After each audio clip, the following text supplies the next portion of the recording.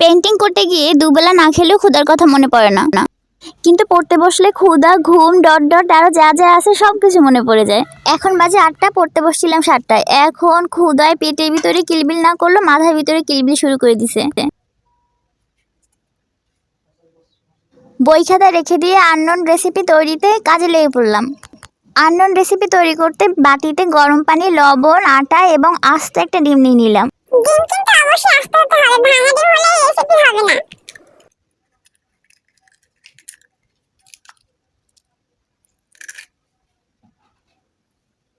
হাতের কাছে গুড় ছিল, তাই একটু গুড় টেস্ট করতে ইচ্ছে হলো। চিনি দিলেও হতো।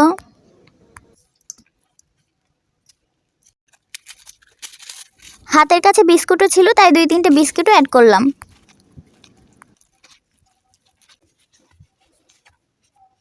ভালোভাবে মেখে একটু তেল দিয়ে নিলাম।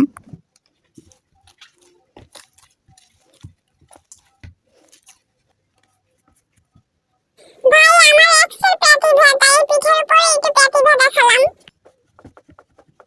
প্রতিভা দেখানোর জন্য প্রথমে গোল করে বেলে নিয়ে বাটার মুখ দিয়ে গোল করে কেটে নিলাম।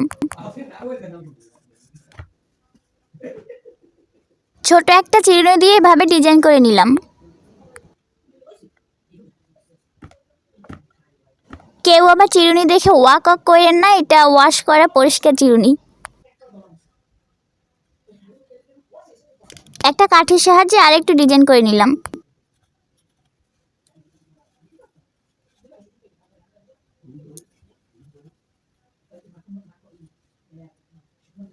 কি দেখতে কেমন লাগছে? লোভনীয় না? এবার গরম তেলে ভাজার পালা।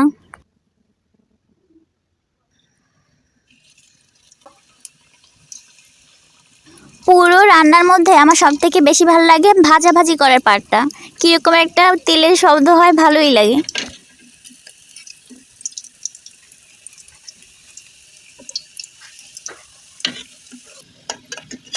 বেশি তরাশ্যামি করতে গিয়ে ছোট একটা কড়াইতে একসাথে সবগুলো দিয়ে দিয়েছিলাম, যার ফলে কিছু পুড়ে গেছে, কিছু আবার ভেঙেও গেছে। নন বরিশালেরা আবার তরাশ্যামি শব্দটা অন্য কোনো ডিকশনারিতে খুঁজতে যায় না, এটা শুধুমাত্র বরিশালে আঞ্চলিক ভাষা ডিকশনারিতেই পাওয়া যাবে।